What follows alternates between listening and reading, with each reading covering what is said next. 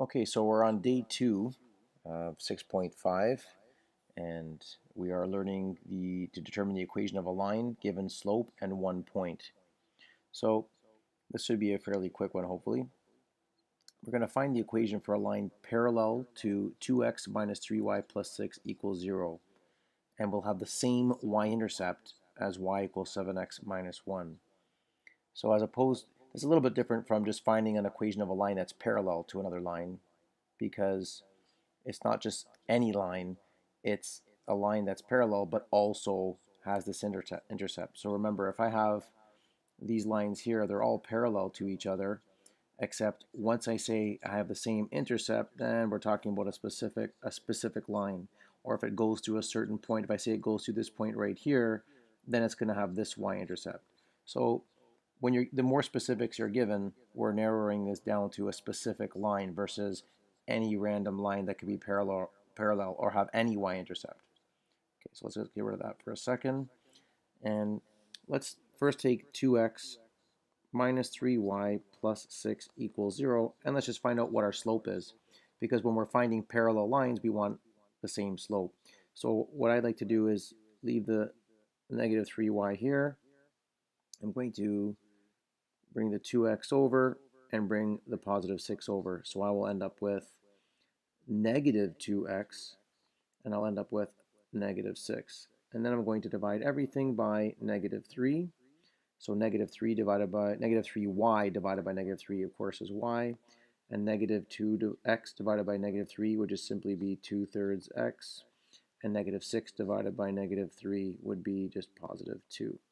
So I could say here my slope is 2/3, and the parallel slope is also 2/3, because parallel lines have the same slope.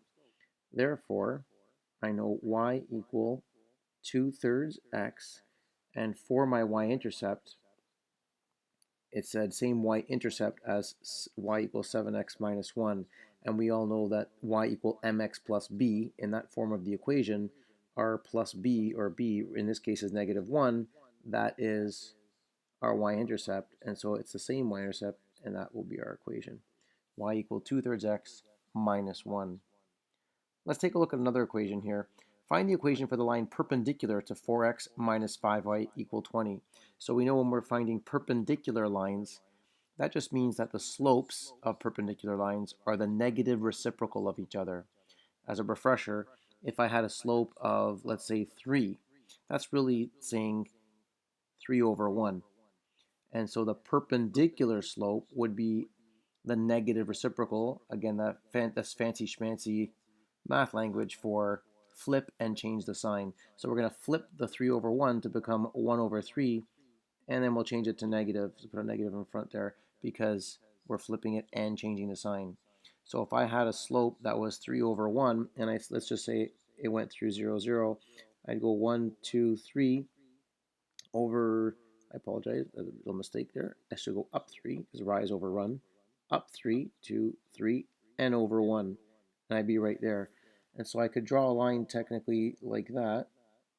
And then if I had a line that also went through the origin, or 0, 0, and it were negative 1/3, let me just give the negative to the numerator here. And I'd say I'm going to go down 1 and then right 3. And that would be my next point. And that would go something like that. And they kind of look perpendicular. I didn't do the greatest job there, but you get the point. So those two lines are perpendicular because they have negative reciprocal slopes. Okay, I'm going to get rid of that off the screen so we can do some work there. And finding an equation for the line perpendicular, let's first find out our slope. So I'll write the equation 4x minus 5y equal 20. I will leave my negative 5y here and say sayonara to the 4x. He becomes negative 4x, and the 20 was already on the right-hand side of the equation, so plus 20. And then I'm going to divide both sides by negative 5 to isolate the y. I get y equal a negative 4x divided by negative 5 is, of course, 4/5 x, and positive 20 divided by negative 5 would be negative 4. So our slope is 4/5, and the perpendicular slope would be the negative reciprocal, so flip and change the sign. Again, now that negative, please remember, can actually go to the numerator or the denominator. If it goes to the numerator, we know the numerator controls rise. We'd go down 5 and right 4. But if we're giving the negative to the denominator, then we would go from this point, we'd go up 5 and left 4. So we ended up here the first time, and then we ended up here the second time. Okay, and they're going to be on the same. They're going to be on the same line. So if I go like this, up, over, up, over, up, over, or I go down, left, down, left, down, left, I end up in the same spot. It doesn't matter. Actually, I made a little mistake in this first one. Let me recorrect that.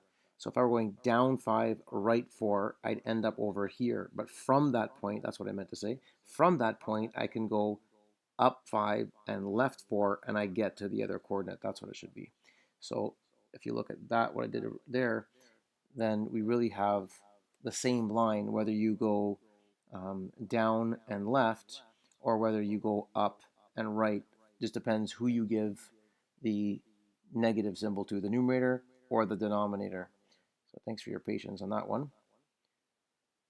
And so we've got our negative reciprocal slope as negative 5/4. Let me get rid of that and that as well.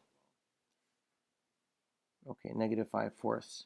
So we'll say our new equation is going to have y equal negative 5/4 x, and it says it's sharing the same y-intercept as the original line. So find an equation that's perpendicular and shares the same y-intercept. Well, the y-intercept we had here was negative 4. So if that's the case, that's going to be negative 4 here as well. And then that's our equation. And it's that simple. All right. We'll see you in class.